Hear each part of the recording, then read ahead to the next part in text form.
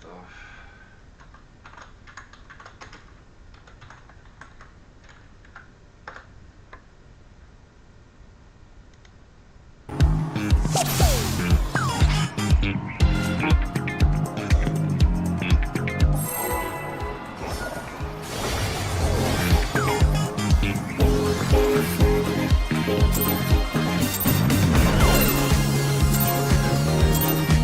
Are you ready to get down?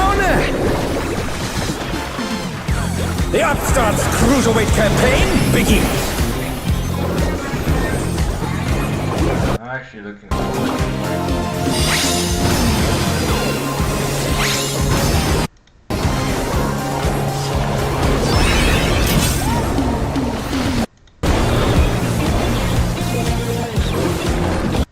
Where is the second?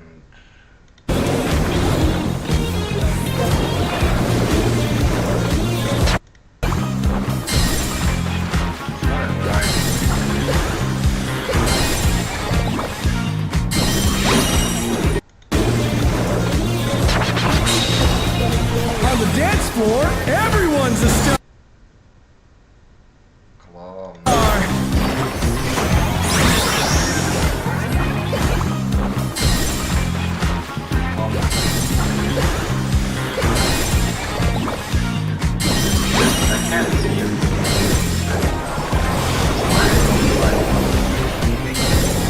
Right after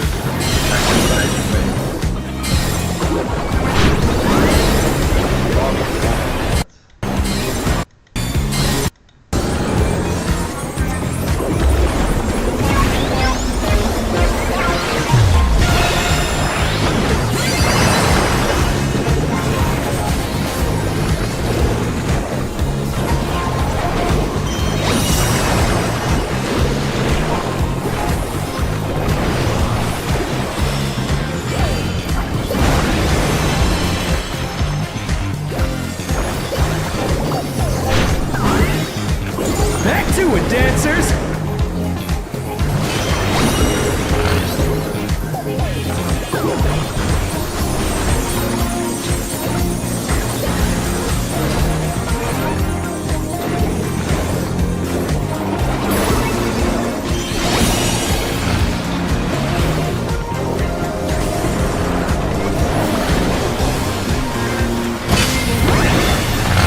Bask in the spotlight and burn, baby, burn!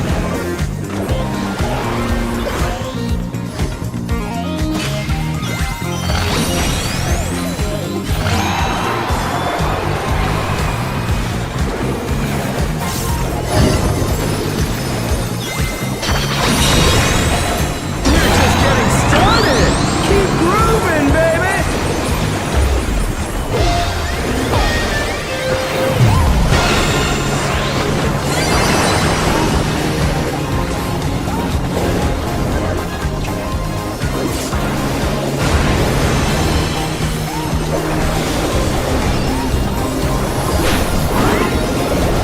Dancers, take it away!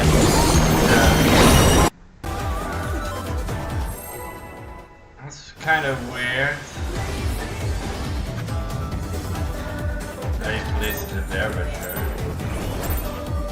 This is Caesar Clown, this is Gangsta Gastino, and this is Medicine Man Cedar. Three shockingly similar faces of evil that took us on a villainous journey through Punk Hazard, Dressrosa, Zoe, and Whole Cake Island. Quite the CV for a rather single and ready-to-mingle gas villain, but just how potent are his gases compared to that of the greatest antagonist in One Piece? Well, we're going to find out because we are on a mission to rank every major antagonist in the most comprehensive and exhaustive way possible, video by video. This time featuring the guy it is that everyone loves to hate, Caesar Clown. Caesar is of course the main antagonist of the Punk Hazard arc, and he has a much stronger introduction as a villain than I think many people tend to remember. Although this might be a bit of an indictment of what he goes on to be, but he was such an incredibly intimidating presence while he was being kept off screen. Because we spend a lot of time on Punk Hazard before properly meeting Caesar, however his presence can be felt at every stage as we get to know Caesar by seeing his work, such as the centaurs scattered throughout the island or the gigantification experiments on children. And And with that latter one, even though we don't know properly what's happening at the time, this is a pretty disturbing and egregious offense for One Piece. Yes, One Piece villains do horrible things, but very rarely do they kidnap children, drug them with candies, and perform body horror-esque experiments on them. This is new and dark territory for us, especially since this dude who quite literally lures children with candy also knows that these kids have an expiry date due to all of the drugging it is that he's done. Under current circumstances, these kids have 5 years left to live at most, after which point Caesar says that he needs to find new test subjects. And this is just one of the many sickening passions that Caesar is pursuing. And we discover another when Nami and Chopper stumble upon what they describe as a frozen corpse room, which is one of the more horrific panels in One Piece because it very much reminds me of like a serial killer's den in a horror movie. And I really do think that horror movie is a good way to describe Caesar's introduction because everything we discover on Punk Hazard is deeply unsettling. And because we don't see who's behind it, it really stimulates the imagination in the worst way possible, conjuring an image and a feeling that arguably Caesar wasn't capable of living up to. But this initial feeling is also enhanced by the fact that our first few visual glimpses of Caesar present him as this contorted column of gas, which is both impersonal and incredibly mysterious. It's like Oda is trying to do his very best to remove all humanity from Caesar and depict him as a more otherworldly demonic presence, which I really like. However, because this is One Piece, Oda does balance this out with some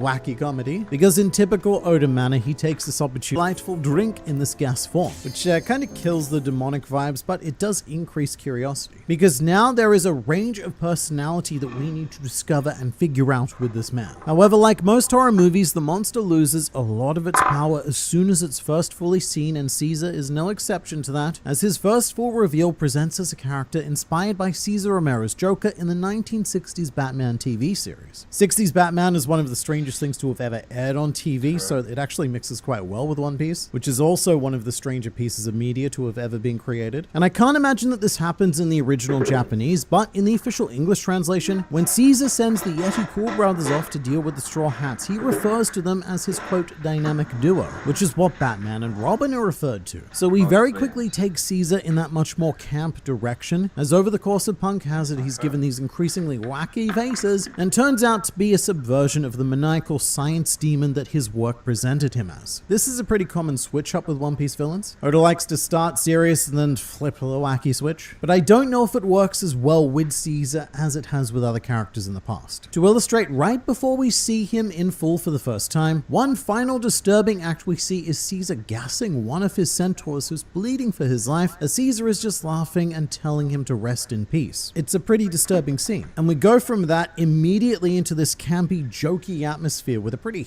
heavy hit of whiplash. And the rest of Punk Hazard is this constant back and forth between the worst person who has ever lived and this kind of funny slapstick comedian. It's like what would happen if Charlie Chaplin decided to be a vicious dictator, which to be fair, he does already have the moustache for. But what drives this clown man? Well, it's a complicated assortment of mental issues that have resulted in Caesar being a textbook narcissist. So much so that I bet you, sitting at home, could even open your copy of the DSM-5 and bam, there would be a picture of Caesar Clown right there. On every page, he has everything wrong with him. One of his most profound features is, of course, his arrogance, which is definitely not a bad thing for a One Piece antagonist to be. However, the best antagonists are always the ones that have the substance to back up that arrogance. Like Doflamingo, like Kaido, like Katakuri. And while Caesar isn't a complete Spandam Archie level dud in terms of personal substance, he still doesn't have what it takes to back up his own impression of himself. Caesar claims to be a lot of things, one of which is the most deadly man alive, and so he's trying to construct a weapon designed to efficiently kill as many people as possible. To quote Caesar, "The biggest problem with my last test was that those who were poisoned could still evacuate in a weakened state. So instead, for the next iteration of this weapon, he concocted a paralyzing agent. So once caught by the poison, people would be frozen in place and forced to ingest a lethal amount of poison. He went on to call this ultimate weapon Land of the Dead, and Caesar implemented it because he wanted to see, and I quote, hell on earth," which is a pretty extreme desire. And one that I think spawns from the beauty that Caesar sees in these weapons. It's not just about killing for the sake of killing, although it does often feel like that, but there is a deeper scientific appreciation anticipation and marvel of every new development that Caesar makes. However, I do think that this aspect of Caesar is severely undercooked, which is why he comes off as a bit flat. But another title that Caesar grants himself is the greatest genius to have ever lived. And I've said this with a couple of other villains in the series before, but there is something extremely dangerous about a person of above average intelligence who thinks they're a genius, because a true genius like Dr. Vegapunk is smart enough to know exactly how much there is out there that he does not know. But Caesar can't see that. He only knows what he knows, and because he knows that and can't know that he doesn't know anything else, he thinks he knows everything. And in fact, Caesar has claimed on multiple occasions that Dr. Vegapunk is jealous of his brilliance. His.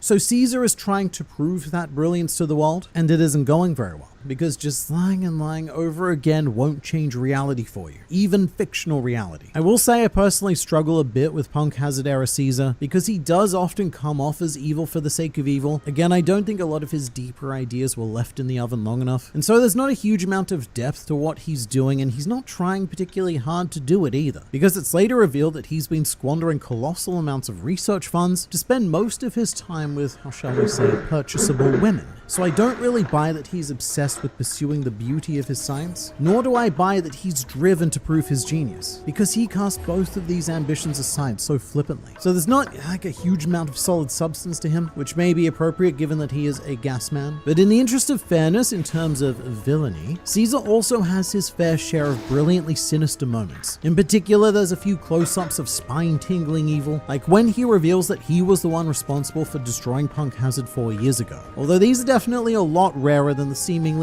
endless amounts of wacky face panels. But every now and then there is a glimpse of that little something, a something that I wish we got to see a lot more with Caesar. Something which is often present in flashbacks of Caesar because he masquerades as a caring person who only wants to help, and that's how he's able to generate such loyalty from those around him like Brownbeard, which makes it so heart-wrenching when that loyalty is unceremoniously betrayed by Caesar. That right there is a big plus point for a villain. What he did to Brownbeard, but I wish we'd gotten to see more of that manipulative Caesar. There's also some intimidating moments here and there, like when he's looking at Frankie's wanted poster and thinking about how he'll dismember Frankie's body, take the worthwhile parts, and then orders his lackey to preheat the incinerator for the rest of Frankie's unwanted remains. So he's extremely capable of being a commanding antagonist here and there. There are some times when he's on page and he just grabs you by the story nuts. But to continue being fair to this fictional science clown, I do think that a lot of Punk Hazard was very much outside of his command. Caesar is very much a victim of stolen thunder, as the moment, and I mean the moment, that Trafalgar Law is reintroduced on the island, it's like, Caesar who? Caesar, who cares? That's who. Because in the snap of a finger, Law becomes the main point of intrigue of the arc. And he goes on to become a protagonist, but Caesar also has his antagonist role usurped from him, which happens the moment, and I mean the moment, that Virgo enters the picture, who is objectively cooler, much more proficient in every way, and has an extremely easy motive to get on board with, which results in Law versus Virgo being a much more climactic and compelling fight, in my opinion, than Luffy versus Caesar. That's why Punk Hazard is a bit of a weird arc, because it's not just Caesar. Arguably, Luffy takes a backseat as the main character as well. It's not just Caesar as the main antagonist who gets usurped. Trafalgar Law is very much the central driving force of events on this island. He's the man with the plan at all stages, and sometimes Luffy feels more like Law's second in command carrying out the order to capture Caesar. In fact, let me give you Luffy's exact wording for his motivation to fight Caesar. Caesar asks what reason Luffy has for coming after him, and Luffy replies, "I don't know yet, but if I capture you, something neat is supposed to happen." Which on the one hand I love because it's just classic Luffy. It's simple, it's charming, it's funny, it's fantastic for him, but it is horrible for Caesar's presence as an antagonist, because it's such a far cry from defeating Crocodile to save Alabasta, or beating Rob Lucci to rescue Robin, or even Enel, who Luffy fought for the sake of ringing the golden bell for Mont Blanc cricket. Every major antagonistic fight in One Piece has stakes for Luffy, except for this one, where he's just doing it because Law asked him nicely and maybe something cool will happen. And I would even argue that the Long Ring Longland fight against Foxy has higher stakes than against Caesar, because during Long Ring Longland, there were crewmates at stake during the Davy Back fight. And due to this, I do think that a lot of the Luffy Caesar scenes feel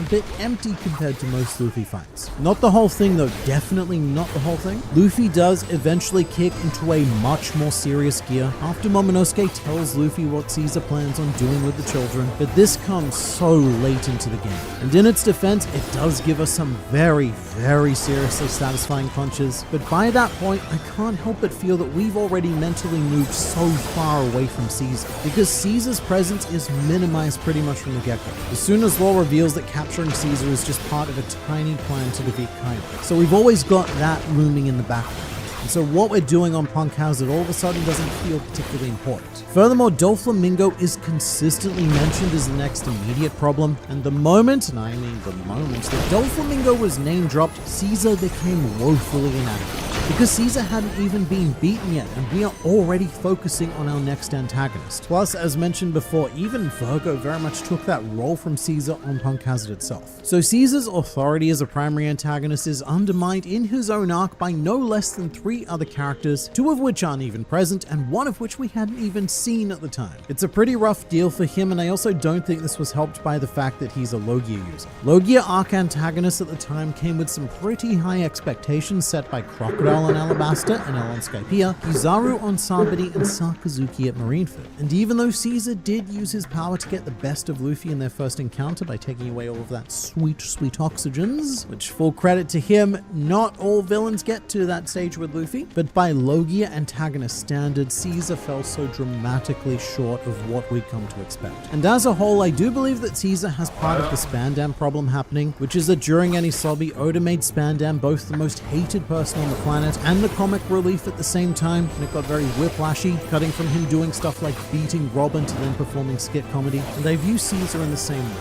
Oda is trying to cram these 2 opposing elements inside of him, and it's not that despicable characters can't be funny, they can be hilarious, and it's not that funny characters can't do horrible things, because sometimes they can be horrible. It's just that with Caesar and Spandam, they both inhabit the very extremes of those elements, and they don't always mesh well together.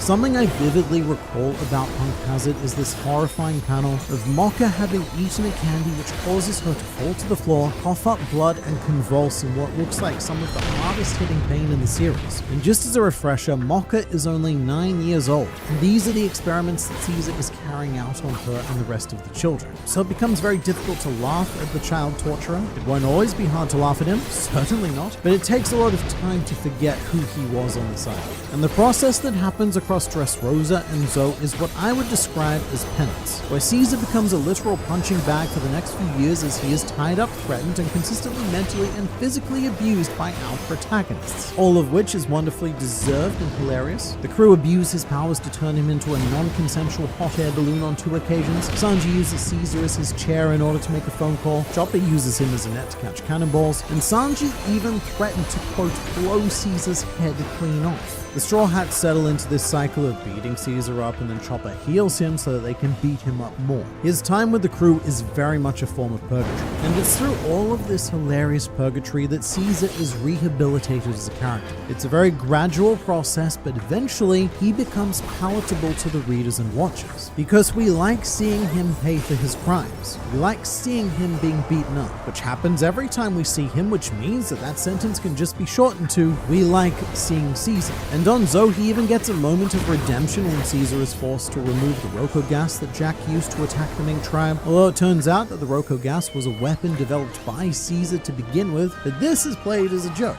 What was once Caesar's most sickening trait is now a gag. And on top of that, he often gets drawn in with group shots, almost giving the impression that he's part of the crew, which really he kind of is for quite some time. It took a good long while before Caesar left Straw Hat custody, and at the beginning of many volumes, Caesar is featured directly after Trafalgar Law, Kinemon, and Momonosuke, smack bang in our close ally cohort. And by the time Whole Cake Island rolls around, Caesar is fully transformed, with the final thing winning us over being Caesar's conflict with Big Mom, because this is where Caesar ceases to be our enemy. enemy, because now he's the enemy of our enemy and therefore not quite as much of an enemy as before. And now what we're doing, right, is we're joining forces to bring down an Emperor of the Sea, and we're all dressing up to do it. And mate, how can you not love Gangster Gastino or Cedar, the medicine man on Zoe? His comedy just continues to build and build. And he even gets a second moment of redemption by being the one responsible for saving everyone during the Tea Party escape. And it's at the stage now where, in current events, Caesar and Vince Smoke Judge have been reunited to former members of MADS, and also two of the objectively worst people we've ever met in this series, and yet I am genuinely excited to see what they do next. Caesar Clown has undergone such a long and what I would have thought to be impossible journey.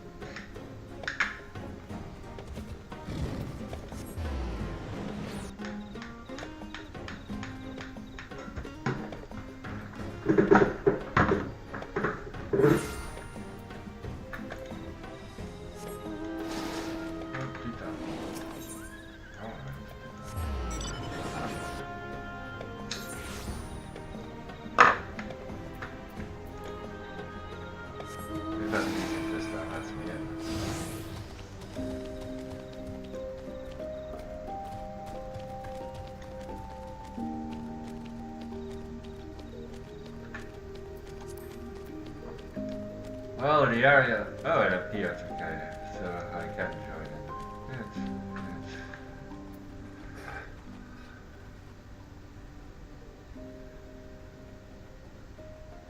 Until in 2 days, so right before the weekend, it might get a bit colder after the weekend.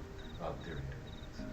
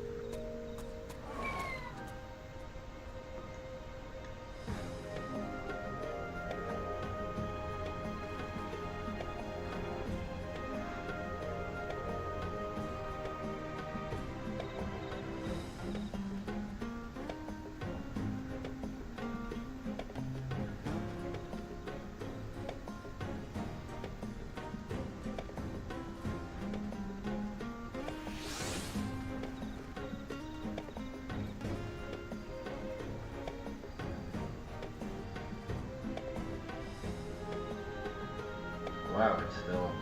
This is way high.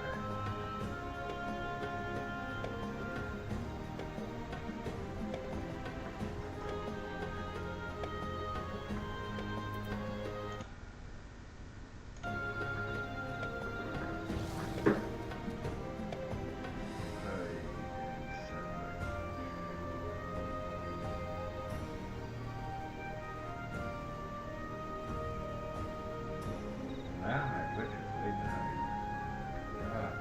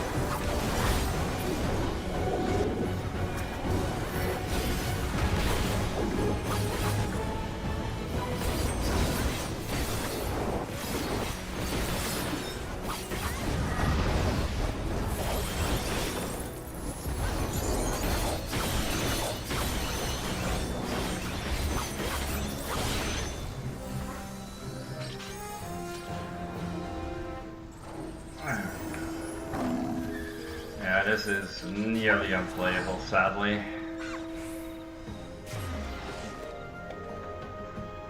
So we'll have to stick to some YouTube until raid starts. And we'll have to see from there.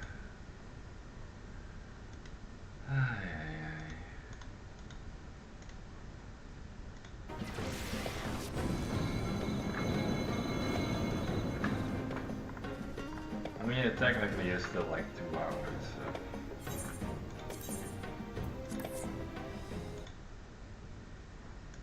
This is Charlotte Katakuri, second son of obese matriarch Charlotte Linlin, brother of 84 siblings, eater of one too many donuts at one time, which is when he ripped his mouth open, and I'm just gonna say it right here, right off the bat, the best antagonist in the entire almost 30-year history of One Piece. And I'm going to take a painful amount of time to tell you exactly why, as we are on a mission to rank every major antagonist in the series in the most comprehensive and exhaustive way possible, video by video, this time featuring Mr. Perfection himself, Charlotte Katakuri. A man who had no right I say, to casually stroll into the series as late as he did, and to be anywhere near as compelling as he was. And as part of this video, I'm also currently wearing my Cat Ukuri t-shirt, available in my store through a link in the description, many other shirts as well. But because Katakuri is a product of an era that I define as late stage pre-Wano One Piece, he actually has a different introduction in the manga than he does in the anime. And that's because in the anime, Toei were desperate for all of the filler that they could milk out of the story teat of Eiichiro Oda. And so they took Katakuri and they inserted him much earlier into the Whole Cake Island arc, as he does have an ominous cameo before we properly meet him. And it's such a simple thing, but it goes against one of the core ideas of Katakuri, which I will explain shortly. But you'd be hard-pressed to find a better official introduction to a character than Katakuri in the manga, who we meet at the entrance of Big Mom's tea party, and his first act in the series is to kill a man with a jelly bean right between the eyes as well. And the juxtaposition of the devastation this man can inflict with the most mundane and harmless of candies instantly elevates Katakuri beyond any Charlotte family member that we'd experienced to that point, with the exception of maybe Big Mom, but it's a maybe. And so Katakuri accomplishes a lot in just 2 pages, and part of this is also to do with his unusually no-nonsense design. When I was reading this chapter weekly, I could not believe that this man was a One Piece character. He initially looks like he'd be a lot more at home in a seinen manga, although Eiichiro Oda's original Katakuri design definitely feels a lot more like classic One Piece, and also fits perfectly into the lineup of Charlotte's siblings, who are this group of very wackily proportioned individuals. However, my personal theory as to why this design changed is that during Whole Cake Island, Oda suddenly realized that he would need Luffy to actually overcome an antagonist, because the major antagonist of Whole Cake Island is Big Mom, but defeating her was out of the question. So I think that what he did right was visually elevate this original Pompadour Katakuri to be able to step into the role that a more traditional arc antagonist would occupy. Although very curiously, Katakuri is one of the rare One Piece antagonists who was introduced without Oda's classic ominous villainous shading. The dude just appears out of nowhere with a full design. And I think that's very purposeful, because thematically, as readers, we are not supposed to clock Katakuri. We're not meant to see some ominous being and be aware of it as a huge threat. No. A big aspect of Katakuri's character is to be able to see into the future, and the way he is written is to leave us as readers with what feels like a knowledge deficit, which is why I really like that he gets the jump on us. We're halfway through the Whole Cake Island arc, we think we know everything it is that we need to deal with, but then this guy, he comes out of nowhere to completely perfectly ruin our plans. And as a reader, it gives me a great degree of reverence for Katakuri, because even though I, man on the internet, am real and Katakuri is fictional, somehow he is the one in charge of this experience. And long story less long, that's why I'm not a big fan of the cameo introduction that the anime gave him, because that flags Katakuri to the audience as a threat to be aware of, and so he loses a lot of that surprise and narrative command that he had in the manga, because we as an audience are already keeping track of him. Those sorts of cameos are essentially giving giving the audience access to future sight, which we don't need yet, because you definitely know what to expect in the future when you see a lingering shot of an ominous figure. And again, with Katakuri, we don't want that. We need to feel that he has superior vision over us. And we really do need to linger on this because Katakuri is the future sight antagonist. Others have had this ability since him, but Katakuri was our first and strongest showcase of this advancement of observation haki. And Oda was able to use this as a great source of dramatic moments that we've never really been able to replicate with any other characters, even Luffy. Katakuri constantly uses future sight to give us these little flash forwards, and one of my favorite examples of this is when all of the Luffys pop out of the wedding cake. But before we see that, we have Katakuri in a state of panic because he's seeing it before we do, and he can't do anything to stop the chaos and danger that comes with this act. And shortly after this, there is a moment when Capone Gang Beige uses Katakuri's facial expression to help dictate his next move. He says that Katakuri is looking pretty pale, meaning that their plan is going to work and they should continue. And Capone Gang Beige then unleashes this incredible line: "You can see a bit into the future, that's all. But that ain't some special privilege. Everyone has an equal right to change the future." And that is one of the big thematic struggles between Luffy and Katakuri. Luffy proving these words that he has that equal ability to change the future when he's up against a man who can literally see into the future. But Katakuri also has a decent sense for the future in general. Even though he's not at that level yet, he very quickly comes to the conclusion that Luffy will one day become a true threat to his mother and his family, and that's why Katakuri makes the decision to pursue Luffy personally, which is very similar to Smoker's thought process after Logtown. And this leads to quite a bit of inner conflict with Katakuri himself, because it's easy to think of him as the big bad villain man of Whole Cake Island, but in reality Katakuri also fits very cleanly into the classic princess role as well. He and his siblings are trapped under the tyranny of their rather large maternal figure, Charlotte Linlin, and deep down what Katakuri is searching for is a person who can change the future for him and his family and do the classic One Piece thing of liberating a kingdom, which leads us away from Katakuri's technical purpose in the story, which is to be used as a vehicle to teach Luffy and us, the readers, about future sight. But the real meat of Katakuri is in the concept of perfection. According to adorable sister Charlotte Brûlé, Brother Katakuri is not just undefeated. Not once in his life has his back ever touched the ground. Legend says he stood up on his own 2 feet the moment he was born. He's never laid down in his life. He's a man who even looks down on the earth. He is proud, cold, and powerful at all times, the perfect man. And he was then referred to as the, quote, greatest masterpiece of the Charlotte family, a title that Katakuri created for himself purely to be able to protect his siblings. As a child, Katakuri's sister Charlotte Brûlé was targeted by a gang of kids because Katakuri beat them up after they made fun of his mouth due to the donut incident where he ripped it open. But after all of that, Katakuri decided that for the sake of his family's safety, he was going to hide his mouth and never show any weakness or flaw in any fiber of his being. He took on the philosophy of perfection for the safety of others. And as a result, Katakuri will go to any extremes to defend this image. There's one point in his fight against Luffy where Katakuri gets flung back and he purposely slams his head into the ground just to avoid having his back hit the ground first. So the mindset here is that if Katakuri's perfection is broken, then that leaves his family vulnerable. So Luffy is initially fighting Katakuri so that his crew can escape, and Katakuri is initially fighting Luffy for the safety of his family.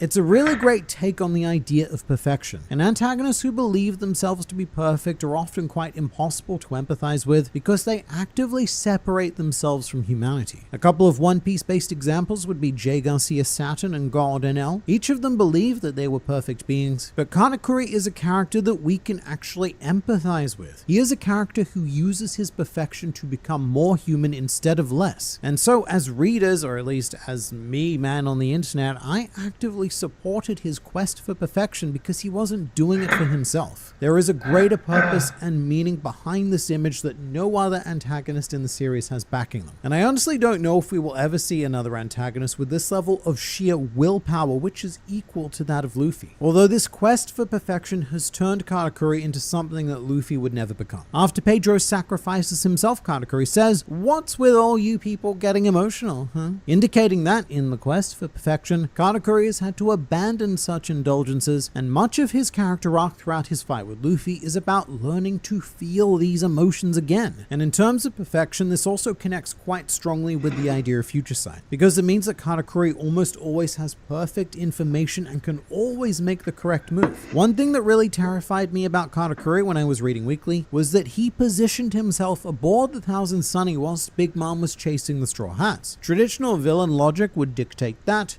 we're all good now. They've got no chance against Big Mom. She'll destroy them for sure. Let's all go and do something else and get surprised that they weren't destroyed later. But Katakuri wasn't taking any chances, and I really respect that level of caution in an antagonist. It happens so frustratingly rarely. And later on, Katakuri also refuses to do the standard annoying anime and manga thing of just sitting there letting a shonen protagonist power up. The very first time that Luffy tries to use Gear 4th, Katakuri easily stops him and says, "Why must I sit back and watch you as you prepare to exhibit power-ups that I already know are coming? Straw Hat Luffy, let me be clear, I refuse to underestimate you." Which is really kind of trippy to think about, because despite positioning himself as the perfect being, Katakuri is somehow completely free of arrogance, which makes him very likable, but it also sets him apart from most One Piece antagonists who are generally undone by arrogance. You got your crocodiles, you got Doflamingos, you got your Kaidos, your Saint Satins, and the list keeps it goes on. They're all arrogant, except this man. So Katakuri isn't going to make stupid mistakes that lead to his downfall, meaning that defeating Katakuri can only be achieved if Luffy earns it, which is something that Luffy certainly understands when he says to Brule that he wants to surpass Katakuri at his best and defeat the Billion Berry Man. And starting from this point of perfection, Oda slowly breaks Katakuri down, endearing us to his imperfection. For example, early Katakuri often speaks in absolutes. Aboard the Thousand Sunny, he says to Luffy, "You will not leave while I am here," which isn't just stereotypical villain talk. It's a carefully considered statement of confidence generated from being able to literally look into the future. And throughout Katakuri's tenure as an antagonist, it is up to Luffy to change those absolute outcomes and to live up to the words spewed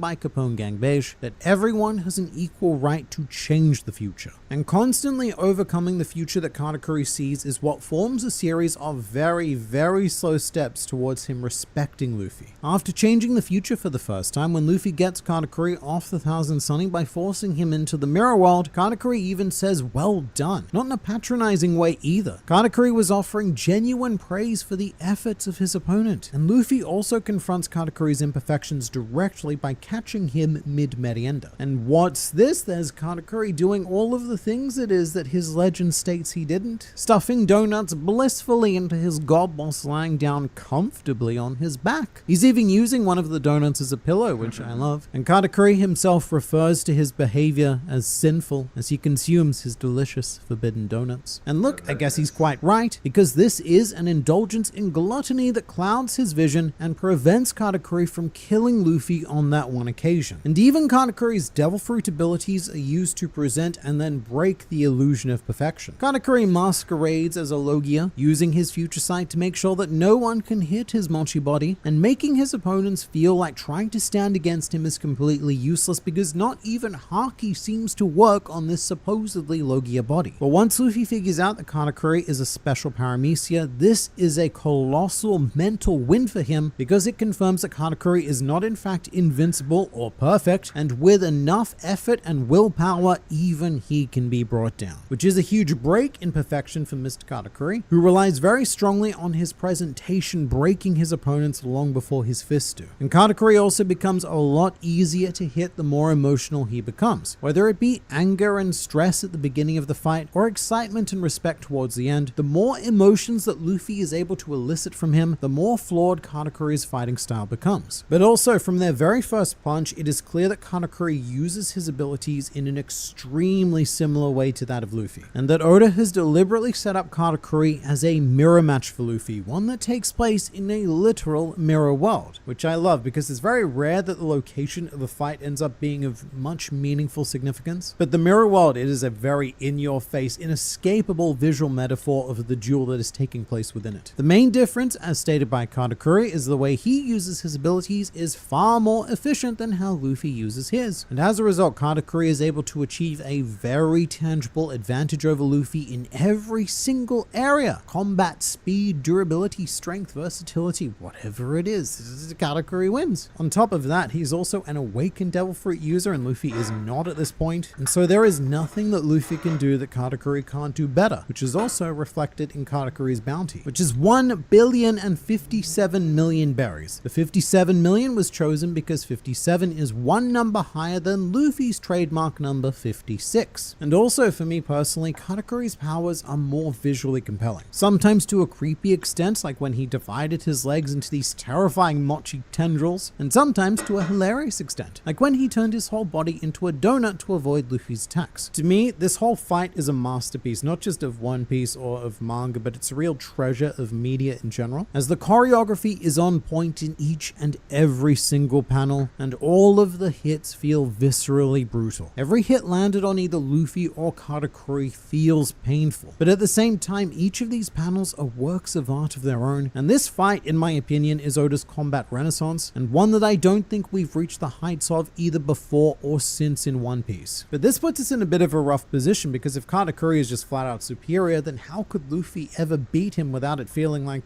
bullshit? Well, there is one and only one weapon that Luffy effectively wields against Katakuri in this fight, which is the battle of willpower and reasoning that is taking place in the mental realm. Katakuri has an extremely tough time understanding Luffy, and whilst most antagonists probably wouldn't care, and they generally don't care, that understanding is very important for Katakuri, and trying to understand Luffy changes him. After briefly escaping the mirror world and then returning, Katakuri can't even comprehend why Luffy came back to the fight. He can only think of three options. 1, Luffy preferred death to the shame of running away and being a coward. 2, Luffy was prepared to recognize Katakuri's superiority. Or 3, Luffy wanted to work for Katakuri. But when Luffy says that he came back to defeat Katakuri, Mr. Perfection coolly states that that wasn't an option, because Katakuri has this perfect balance as an antagonist. At this point, he 100% believes that Luffy winning isn't possible, and again, somehow he's not speaking from a place of arrogance. He's not underestimating Luffy as everyone else has done before and after him. Katakuri just knows what the future holds, and it is incumbent on Luffy to break that. Katakuri physically dominates a good 95% or even more of this fight, and while he's able to deal some pretty extreme damage to Luffy's body, Katakuri never once manages to damage Luffy's drive and willpower, which I think is most potently demonstrated during this series of panels of Luffy taking a beating, but making fierce, determined eye contact with Katakuri as if he is still well and truly in this fight, which is a seed that leads to the mental unraveling of Katakuri, who just can't figure out why that light won't disappear from Luffy's eyes. And furthermore, Katakuri does start to panic and invest more emotionally the closer and closer that Luffy gets to using Future Sight at will, as Luffy inches closer and closer to being able to use Katakuri's own abilities. So the longer this fight goes on, the more physically overwhelmed Luffy is being, and the more mentally overwhelmed Katakuri is being. And also, there's a very key point where Katakuri starts to see a lot of himself within Luffy, particularly when Luffy states that his crew thinks he's gonna win because they believe in him. This is a hugely underrated moment in this fight, and to be fair, it doesn't have a lot of meaning until you later fully understand Katakuri's motivations, but in this moment, it is clear that the Straw Hats have the same faith and belief in Luffy as Katakuri's family have in him. Luffy isn't perfect, and in fact, he's just the opposite of perfection in every way. Later on in the fight, Luffy even starts yelling out a bunch of stuff like how hungry he is and how much pain he's in, which he justifies by saying that yelling all of these things makes me feel better, as opposed to Katakuri, who still has all of these feelings but keeps them bottled up in the name of perfection. And yet, with all of these unsightly imperfections, Luffy is still able to manifest that same level of hope, inspiration, and respect that Katakuri has gone to some pretty tremendous extremes to achieve. And so Luffy didn't intend to do this, but he is showing Katakuri that there is another way to become the man he wants to be. And in Katakuri's own words, after this moment, he was starting to admit that Luffy was worthy. And that is when Flampe happens. Charlotte Flampe is Katakuri's younger sister and president of the Katakuri fan club, which is a thing that exists on Whole Cake Island, and Flampe, in her quest to maintain her idol's perfection, decides to interfere with the fight to remove the struggle from Katakuri, because perfect beings cannot be allowed to struggle. So she interferes with the fight battle, and Katakuri inflicts a winning,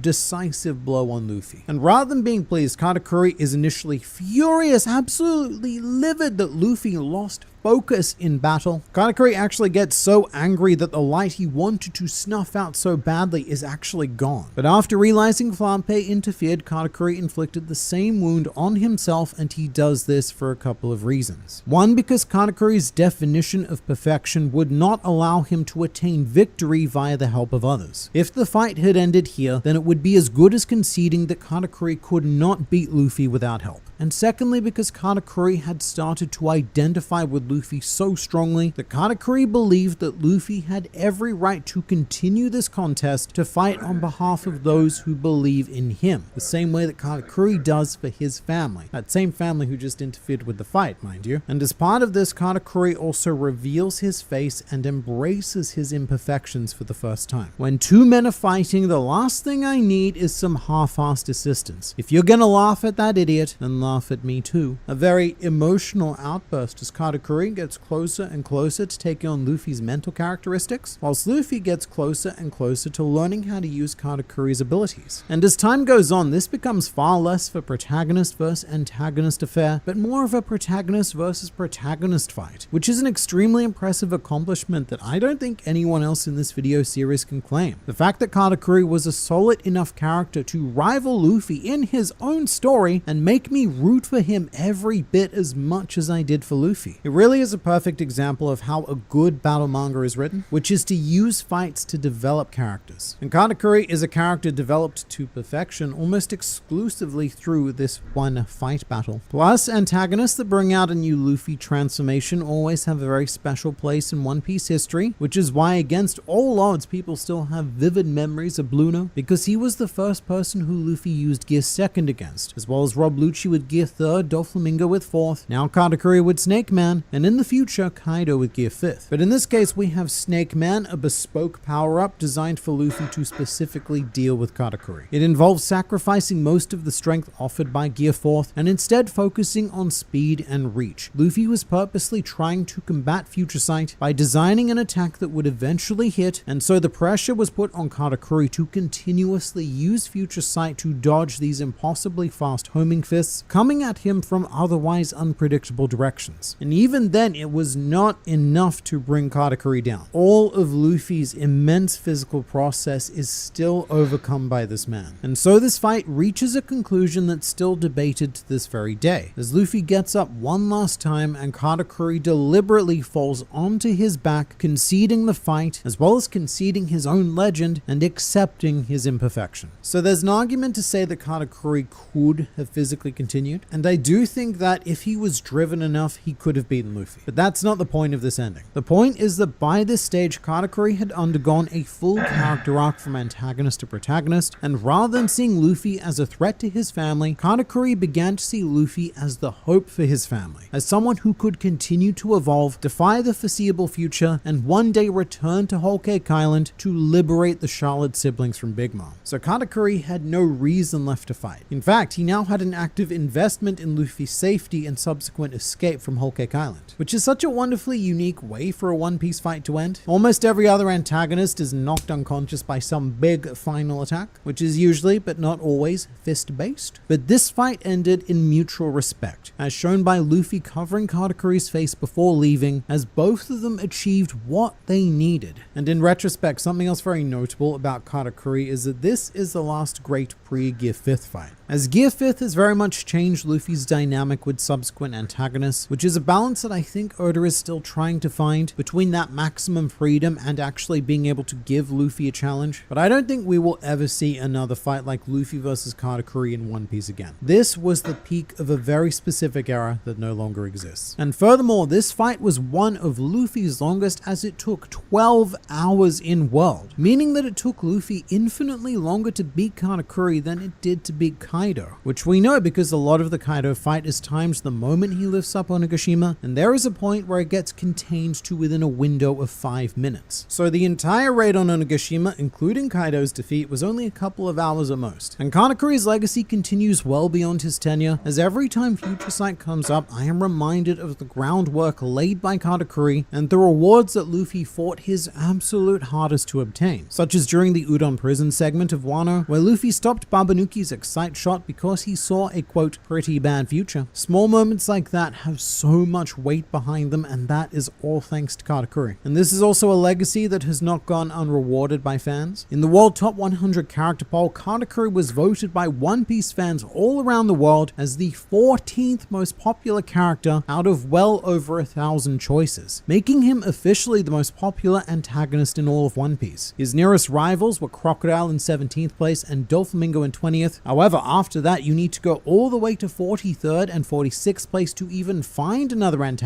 in the top 50, being Rob Lucci and Blackbeard respectively. Only five antagonists crack the top 50, and Katakuri was the only one to come within striking distance of the top 10. Katakuri is just a character on a different level, carrying out such a flawless antagonist arc that he set an impossibly high standard that I don't think any other had reached before or since. Mr. Imperfect turns out to be the perfect antagonist to me, and I don't think that S tier accurately defines just how well Katakuri 2 years ago Mingo, one of the most accomplished antagonists in all of One Piece, who built an underground empire that made even the world government bend their knee to him. He was untouchable, which is why it was very surprising when he did indeed get touched. This is the rise and fall of one of the greatest empires in this world, helmed by a man who is an icon of One Piece, to the point where if you've never seen or read the series before, you've still probably seen him at some point. That's just how much Doflamingo has been elevated to a cultural icon. So what I want to know is, how did Oda manage to achieve this, and how does Doflamingo compare to other brilliantly written One Piece villains? Because we're on a mission to rank every major antagonist in the most comprehensive and exhaustive way possible, video by video, this time featuring the heavenly demon himself, Doflamingo. Also, this video is sponsored by World of Tanks, the free-to-play armored warfare extravaganza.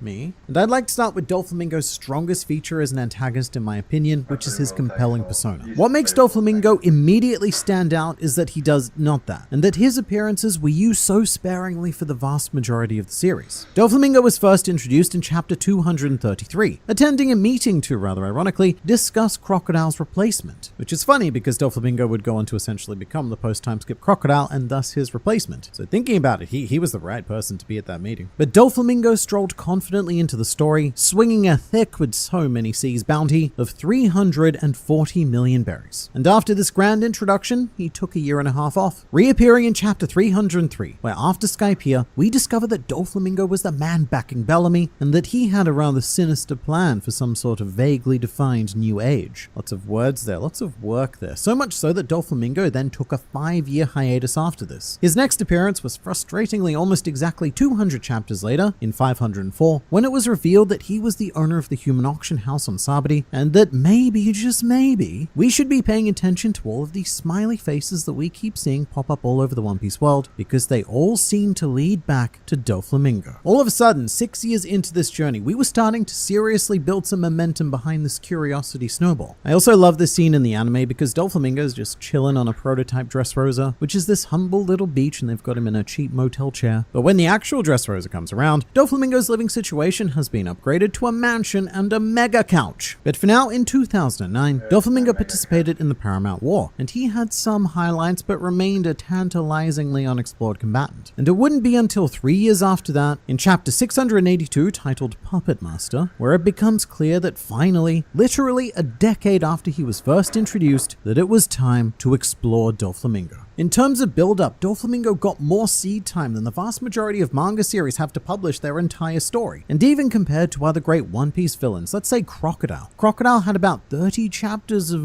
sweet mystery before we got to tackle him, so that's a little over half a year of publishing time back then, whereas Doflamingo had 20 times that amount of time to seed his presence within the One Piece world, which was done masterfully by Oda. Even though across 10 years he rarely appeared, you could still feel his presence in the world, and you knew knew that he was a big deal. The mystery aspect of Doflamingo is unmatched by any One Piece antagonist. You could maybe make an argument for the Five Elder Stars or Imu, but nobody has been as immediately gripping as Doflamingo. And after all that time, Doflamingo had the audacity to live up to the hype. From the moment the Dressrosa arc began until this very day, Doflamingo has never ranked outside the top 20 of an officially conducted character popularity poll. And to put that into some perspective, there's over 1,000 characters in One Piece who are eligible for such polls. So for Doflamingo to remain so consistently within that top 2%, it means that even though he does very bad things, he's doing those bad things very rightly. And one of those right things is being a villain with an understandable motivation. Don't confuse understandable with empathetic. I understand why Doflamingo is the way he is, because he was raised as a world noble. He was indoctrinated to the point where it became ingrained into his life's philosophy. I understand that, but I don't empathize with it, and I don't need to. All I need to know is that every action he takes is performed with the core belief that he is a superior being above those that he's forced to congregate with. Which is why I can also forgive a lot of Doflamingo's poor decision making during the Dressrosa arc, because that's just who he is. Someone with such an ingrained superiority complex is not going to plan for an event where his schemes are thwarted, because the idea of that happening never even enters his mind, which makes him fascinating because he's so smart and so dumb at the same time. An example that I like to point out is that time when Doflamingo tried to kill Fujitora. He attacks the Marine Admiral and says, "Hee, I could have sworn I just heard you say, 'Get rid of me right now while you have the chance, Doflamingo.'" And the arrogance on his face to think that he could take on a Marine Admiral and that even if he could, he'd be able to get away with it. But here's the thing, right? Doflamingo, he thinks he's being smart. He thinks he's reading Fujitora's subtle intent and then decides to get in with the first strike. And whilst those are the general, obviously portrayed vibes of Fujitora, what this Marine Admiral is doing is playing a game of political chess, whilst Doflamingo is at the child's table playing fictional pirate checkers. Doflamingo is a man of above average intelligence who thinks he's a genius, and that's why his plan works for me. In case you don't remember, Doflamingo's ultimate goal was something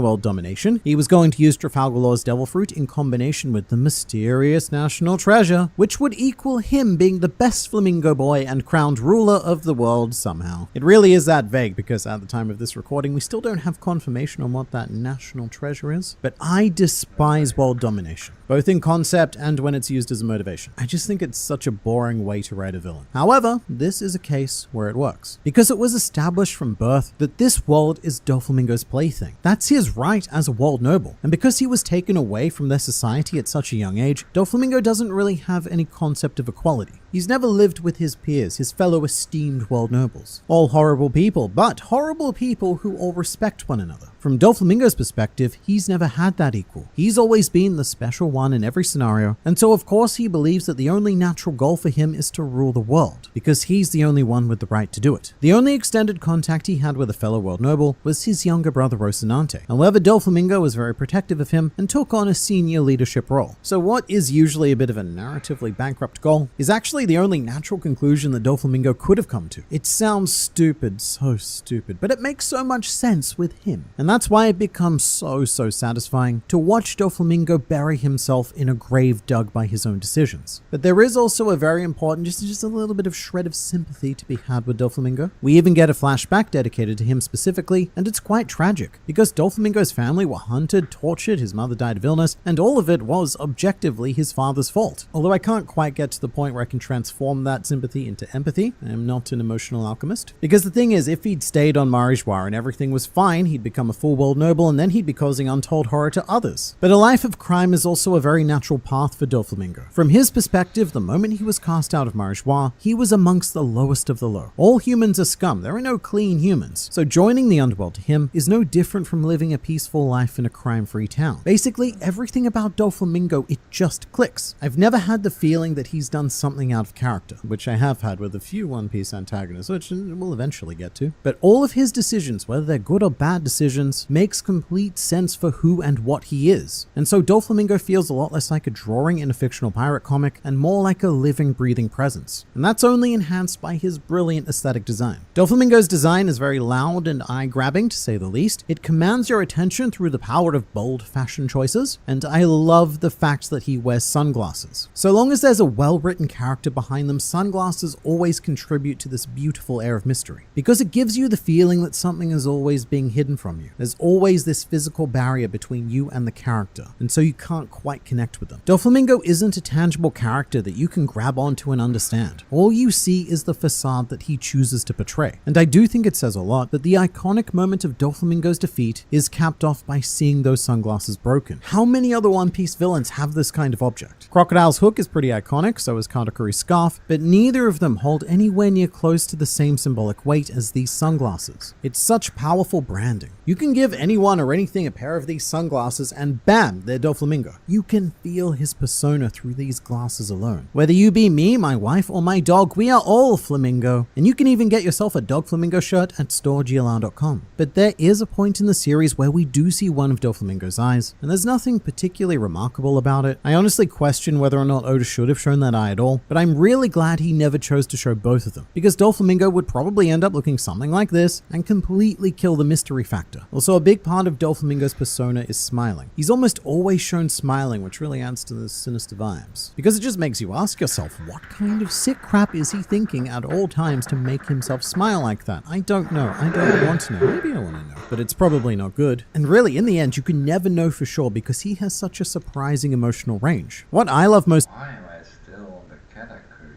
thing? Like, the fuck, I'm already a video further than that.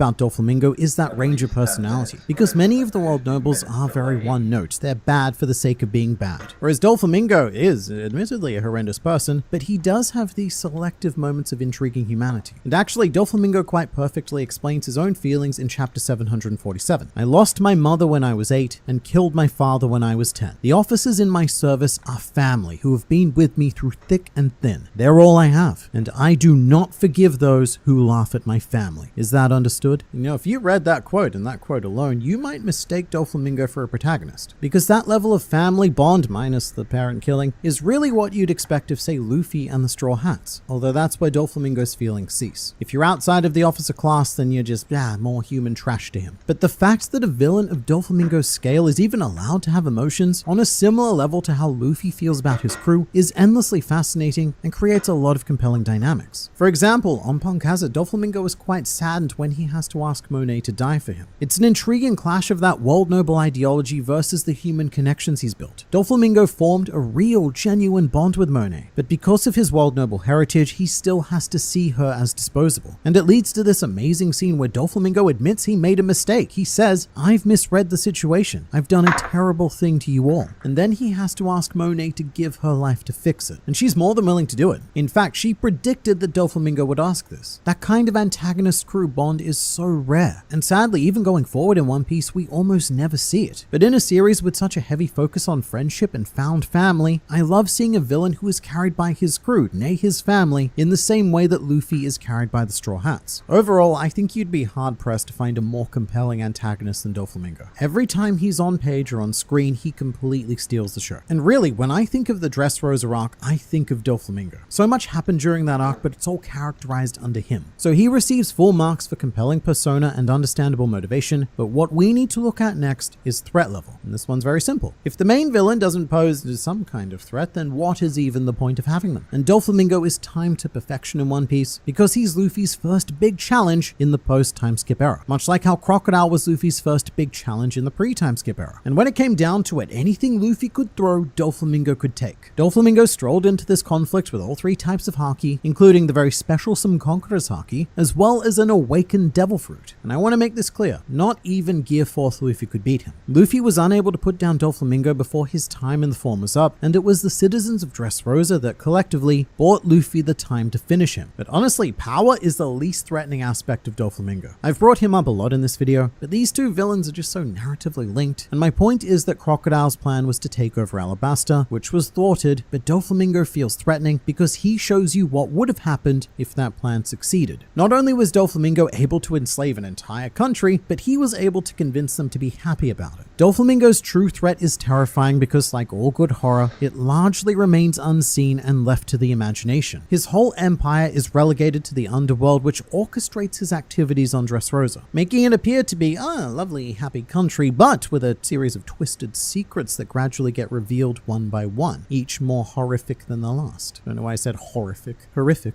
Also, one thing that Doflamingo did that really makes him stand apart from other villains was exert control over the world government. And I struggle to think of anyone else who has ever been able to invoke this kind of power, but Doflamingo, the absolute mad lad, was able to blackmail the world government. What he ordered them to do, they did. And we're talking about the same world government led by the 5 Elder Stars and Emu. For a time, they were obeying Doflamingo's orders. Again, no wonder he thought that he was entitled to rule the world. He had the world's undisputed greatest power working for him. Admittedly, it was very restricted powers. Doflamingo couldn't really ask for anything too unreasonable, but this is the sort of power that not even Emperors of the Sea have been able to access. Now, what I will say is that Doflamingo, after, lubing himself up and altering himself into these positions, he kind of screws himself over. On the one side, he's goaded the greatest military might on the planet, and on the other, he's doing business with Emperor of the Sea Kaido. And by business, I mean that Doflamingo is terrified of Kaido and has essentially become his middleman. Doflamingo was punching well above his weight, and there is some acknowledgement of that to his credit, but his superiority complex, mate. It's so out of this world that even though Doflamingo knows he's outclassed, he believes, because of his world nobliness, that he's gonna be able to eventually outplay each and every one of them. So Doflamingo's threat is definitely high, but it's still a clear step below the world government, and probably any Emperor of the Sea despite his very unique situation. Now, quite possibly the most important criteria for a villain. Does Doflamingo have a satisfying payoff? I personally think so, because before Wano, Dressrosa used to take a lot of criticism because the arc took over 2 years to publish, but considering that Doflamingo had a decade of build-up behind him, I think that commanding the story for 2 years is very appropriate, because that's what he did. Luffy was the protagonist, but during Dressrosa, it was the Doflamingo show. And I don't know if any other villain has ever been able to sort of take that title off Luffy, at least in my opinion. Again, when I think of Dressrosa, I think of Doflamingo. And there's also a huge element of satisfaction in the final attack by having Luffy smack Doflamingo out of the sky, very symbolically dispelling his god complex and forcing the taste of bitter, bitter earth into his probably open mouth. He's also being beaten by a member of the D-Clan, the now established enemy of the gods, which we see juxtaposed with Law watching the final attack. And really, it all just comes together flawlessly for me. The only negative I'd say about Doflamingo's defeat is that, again in my opinion, the anime butchered it by turning Luffy's final punch into a minute-long filler struggle instead of the instant and unstoppable punishment from the heavens that Doflamingo received in the manga. But regardless, I'm not going to judge a manga character based on his anime adaptation. So Doflamingo gets a pretty amazing score for payoff as well, especially considering that this was the climax of a 12-year arc. And the best part is that after that, he begins a new arc. And so there's one more thing I want from a villain, and this is very One Piece specific criteria I have, because it's something that Eiichiro Oda is so phenomenal at, which is giving villains a fully rounded character arc, extending beyond their tenure as arc antagonists. What I love seeing is the villain learning and changing. That doesn't necessarily mean change for the better, but I want their downfall to inform their future actions and see a visible shift. And with Doflamingo, I think we definitely do see that. After Dressrosa, he gets carted away to Impel Down, and in chapter 906, he already displays quite a radical shift. Doflamingo assumes that an assassin has come to kill him in order to prevent him from sharing the information that he used to blackmail the world government. And in response to this brain thought, he says out loud, "Just let the secret out. Power has such a short shelf life. It goes bad very quickly." This is Doflamingo coming to terms with the fact that he's not the eternal special boy he thought he was. He no longer has this maniacal belief that everyone and everything belongs to him just because of who he is. After being removed from the power struggles of the world, Doflamingo has developed a new perspective, and I think he realizes just how ridiculous a lot of his efforts were. And 50 or so chapters later, we see him again in Impel Down reading a newspaper and cackling endlessly to himself about what's going on in the world. The world never gets old, does it? Things are just getting good now. As a result of his conflict with Luffy, Doflamingo has done the impossible and learned a bit of humility. After taking a step back, he realizes that there are no players in this game, only pieces. And now that he's out, he's just enjoying the game as a spectator, watching people fight and struggle for the power equivalent of milk. It's nice while you've got it, but it's gonna spoil quickly, unless you have long life milk, but even that doesn't last forever. If it did, they would call it forever milk. And that's not to say that Doflamingo is out of this series for good. If he ever did escape Impel Down, then I do think he'd compete again, but with a refreshed viewpoint. So this sounds weird to say about a flamingo cackling in striped pajamas, but he's matured, and I would love to see where that leads him if given the opportunity. As for his placement, to me, Doflamingo is another undeniable S-tier villain who has everything going for him. He's compelling, understandable, highly threatening.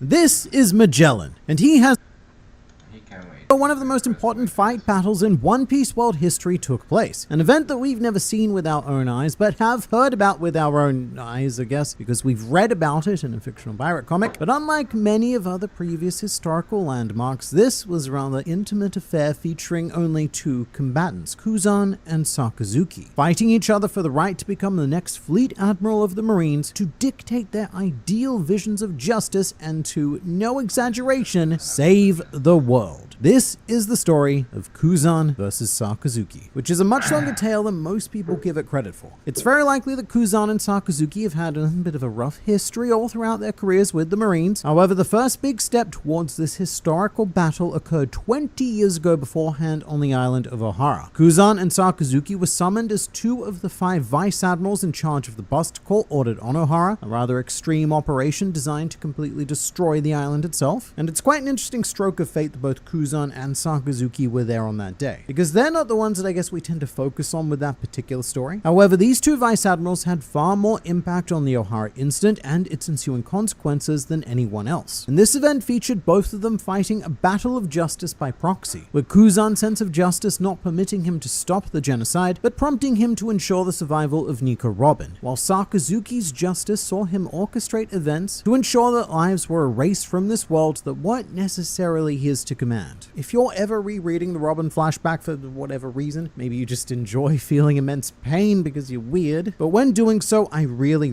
want you to focus on the dialogue of Kuzan and Sakazuki, because it's quite enlightening. The big point of controversy is, of course, that Sakazuki ordered the killing of the civilians of Ohara, the completely innocent civilians, not those nasty scholars who had broken the law. And the reason why he did this is because, quote, "If you're gonna do it, finish the job. If by chance even a single scholar is hiding out in that ship, all of this sacrifice will be for naught. You must destroy evil at its very roots." Which I find fascinating, because Kuzan, he wasn't there to hear that statement. He was actually on the island at the time. But what he ended up doing was exactly what Sakazuki was attempting to prevent. Kuzan saved Nico Robin, a singular scholar, and as a result of that, the sacrifice on Ohara was exactly as Sakazuki said, all for naught, because Robin's survival has often been associated with the mantra of Ohara lives, with Robin on her own carrying the will and the work of her people. And it's almost as if Kuzan did this deliberately to spite Sakazuki's brand of justice, as he does say to Robin that sometimes the idea of justice can turn people mad, and he goes on to wonder what the seed of Nico Robin would eventually grow up to become. So in a way, Kuzan does actually agree with Sakazuki's views. He understands that letting Robin go would negate what was done on Ohara. The difference is that Kuzan didn't necessarily believe that the seed being planted here was evil. He's very uncertain. And with that uncertainty, he could not bring himself to take an act of such permanence. Because Kuzan is an ever-evolving man, and his idea of justice is quite fluid as well, such as when speaking to former Vice Admiral Jaguar D. Sol on Ohara, Kuzan said, "Justice changes shape depending on one's standpoint. That's why I won't criticize your idea of justice. However, if you're going to interfere with our work, I cannot ignore that." And it's very easy to transform this quote into Sakazuki's opposing ideal of justice, which would be, "Justice is solid and objective regardless of one's standpoint. That's why I will criticize your idea of justice, and if you're going to interfere with my work, I cannot ignore that." But Kuzan's original line is one of my favorite quotes, especially the part about Kuzan not criticizing someone else's idea of justice, because it just so happens to change shape depending on where you stand, and other people are standing not where Kuzan is, one of them Sakazuki. But right after saying this, Kuzan is immediately confronted by Sakazuki's idea of justice when he murdered the innocent civilians of Ohara, and this would be a formative moment for Kuzan, as this would force him to criticize someone else's view of justice, to the point where 20 years later, Kuzan would go on to fight the toughest battle of his life in the name of that criticism. Before we leave Ohara though, their respective involvement tells you quite a bit about their beliefs in justice. Even though both of them were part of the same mission with the same goal, Ohara was very personal for Kuzan, and he took the step step, quite literally, of being actively involved on the island whilst the Buster Call was in progress, whereas Sakazuki made an active effort to disconnect himself from the risk of humanity. He stayed on the ship, he kept his distance from any potential moral issues, and made sure to carry out a cold and calculated plan, which we should also address in the mild irony of their respective devil fruits. Kuzan is the user of an ice logia, but he generates more personal warmth than Sakazuki, the user of a magma logia. We have a situation where the hot guy's cold-hearted and the cold guy is warm-hearted, and so Eiichiro Oda has set these characters up as opposites in every way he possibly could, right down to that hot versus cold elemental clash. In the wise words of modern-day poet Katy Perry, you're hot and you're cold, you're yes and you're no, you're in and you're out, you're up and you're down, you're wrong when it's right, etc. It goes on like that. This is a song about Kuzan and Sakazuki. She just couldn't use them in the music video due to copyright reasons. However, I should say that there was a point where these two weren't necessarily destined to fight, and things could have gone very differently. And that would be the Water 7 era of One Piece. Had things gone slightly differently here, then I firmly believe that Kuzan would have started to be won over by Sakazuki's justice, and that is all because of Nico Robin. 20 years after saving her, the seed of Nico Robin, it had grown, and it started to look like a very evil tree. Robin moved from organization to organization, destroying each one, and eventually ended up with Crocodile at Baroque Works, which could have led to them finding the ancient weapon Pluton and having the power to quite literally destroy the world. And to Kuzan, that knowledge must have been quite confronting, that the little girl you let escape that day may be dooming the world as we speak. And it was a great argument in favor of Sakazuki's philosophy, because if Robin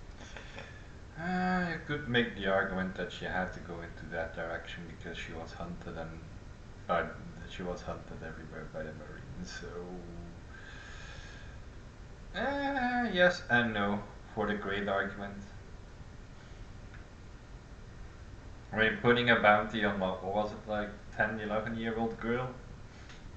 had just died that day, then the world never would have come close to that threat. And it's evident that Kuzan was reluctantly accepting that when he gave Robin's location to CP9 and even gave their leader Spandam the power of ordering a Buster Call in his effort to capture and execute Nico Robin. However, the ensuing Enislobby incident brought Kuzan back from that particular justice cliff. The Straw Hats declared war against the world government and invaded Enislobby to save a single life. Something that in the grand scheme of justice very rarely gets considered within the Marines, as most philosophies of justice focus on the bigger picture of global peace and stability. But seeing the extent that the Straw Hats went to enact their own personal sense of justice did give Kuzan hope that he did the right thing on that day on Ohara by letting Robin live. To quote him yet again, justice changes shape depending on where you stand. So he's not going to criticize the actions of the Straw Hats, even though it dealt a massive blow to the organization of justice that Kuzan had pledged himself to uphold. Although to this very day, Kuzan still isn't convinced about whether letting Robin live was the right or wrong thing to do, and he has asked Robin to answer that question for him. And I think that sums up Kuzan pretty perfectly. If I had to choose one symbol to represent him, that symbol would be a big ol' question mark. Kuzan is a man of great uncertainty. His solid ice powers do not reflect his very malleable beliefs, and this is another core difference between Kuzan and Sakazuki. It is a clash of uncertainty versus certainty. And so far, this video is mostly focused on the thoughts of Kuzan, and that's because there's a lot more complexity at play there that needs to be explored. Kuzan is a man constantly asking questions and re-evaluating his position based on those answers or lack of answers, whereas Sakazuki is an iron wall of willpower. Throughout the pre-time skip era of One Piece, there's not actually a lot to say about him, because it's a very simple case of a man who states his beliefs and then carries them out without any mental or moral complications. Physically, Sakazuki is the unstoppable force, and mentally, he is the immovable object. It's usually not great to have both those things be the same person, which is very much on display throughout the Paramount War. After Kuzan and Kizaru head to the front lines, Sakazuki is the last admiral remaining in position below the execution platform, and he actually chastises both of his colleagues for leaving because a key position of value has been left undefended. I should say the reason why Kuzan left was to stop Whitebeard's tsunami. Kuzan used his ice abilities to protect the Marines, while Sakazuki generally used his powers to rain magma fists down upon the battlefield, which distinguish neither friend nor foe, and he even went out of his way during the war to purge Marines that were abandoning the battlefield, viewing them as unworthy agents of justice and an active hindrance to his ideals. So if you were an average Marine on this battlefield, as say Kobe and Telmeppo were, then Sakazuki was just as much your enemy as Whitebeard was. In fact, you'd be more likely to be killed by Sakazuki than by any of the pirates that you're fighting for the sake of justice. And we also shouldn't ignore the similarities between Marineford and Enies Lobby from Kuzan's perspective. The Straw Hats invaded a world government stronghold to save a single crew member from being executed, and the Whitebeard pirates did exactly the same thing, just on a much larger scale. The reasons for execution were even quite similar. Robin was being executed because of her lineage and her very existence being a threat to the world government, and Ace's very existence as the son of the Pirate King was also considered a threat to the world government. And so there's a definite pattern emerging here of justice taking the form of punishing those who exist adjacent to what has been defined as evil and unjust, which is exactly Sakazuki's view. He believes that evil is genetic, and that simply being born the child of a criminal makes that child innately evil. And even though the Marines won the Paramount War, it's difficult to say that justice was enacted that day. It's a hard conclusion to come to. And this was Kuzan's third strike. O'Hara, Enies Lobby, and now Marineford had made it clear that the current direction of the Marines was not his vision of justice. And there would be only one opportunity to change this, which was with the retirement of Fleet Admiral Sengoku, who did nominate Kuzan as his successor for the position. However, a group of people referred to as